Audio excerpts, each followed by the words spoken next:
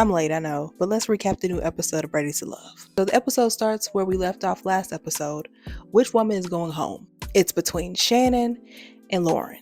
And to be honest, both of those women should have self-eliminated. They had no connections. Were people fond of them? Yes. But are any of the men saying, these women are my top picks? No. But in the end, it's Shannon that has to go home. And when Shannon got the news, she did cry, and Steve comforted her. Steve's actions towards Shannon triggered Lauren because she's like, okay, so do you feel like the wrong woman went home? And he was just like, no, I'm excited that you're here. I'm like, bro, Lauren, you are not that desperate. Why do you keep on asking these men, like, do you still have a connection with me? Do you still like me? Why? You know, based off their actions, they're liking and pursuing other women. It's happened in recent seasons where they have a top pick, but then they need a backup to stay on the show. I don't like that, but whatever. For a while, honestly, majority of the season, you've been a backup for someone. Speaking of backup, so after the elimination, they're still, eating, getting to know each other, connecting. Lauren has this boring conversation with Bello, and he is just like listening to her, but then when Dominique comes in the room, all he heard is womp, womp, womp, womp, womp, womp, womp, womp.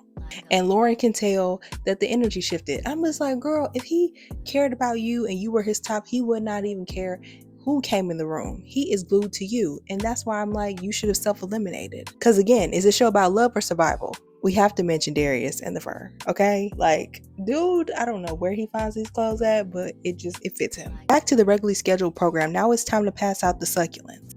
Vince gives one to Donna. Donna gives one to Vince. Ashley gives hers to Darius, and Darius gives his to Ashley. Cardi and Ashante exchange theirs. You already know who Bello gave his to, Dominique, and Dominique gave hers to Bello. Now, Lauren gave hers to Steve, but Steve gave his to Lauren, Ashante, basically all the women. All the women but Donna. Now, while everybody's packing up, getting ready to leave the cabin, Donna gives Vince a gift. It's a book, right? And he was looking at that book like, where's the crayons? And I promise you, Donna, that's going to be a coaster in his home. Once we get back to Detroit, Lauren goes on a date with Vince. She brings up like what happened in the last episode with the best friends and like them not getting along. And then she proceeds to call one of her friends and he apologizes. I was just like, okay, stop forcing something that's not here. This man is an airhead. You're not trying to date him. You're trying to stay on the show. This is weird. Ashante and Bello go on a date and it still feels like two friends just hanging out. But do I see them holding hands walking off into the sunset forever? No.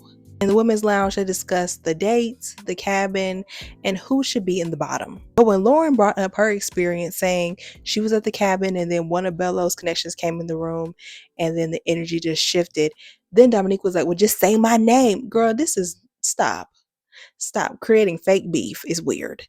This woman is talking about her own experience. She is not thinking about you. Dominique is a male-centered woman and it shows. But the men that made it to the bottom, Steve and Cardi, and they both had to go home. Okay. And when Lauren had to take Steve on a date to let him know he wasn't ready to love, she got emotional at the end and he was just staring at her.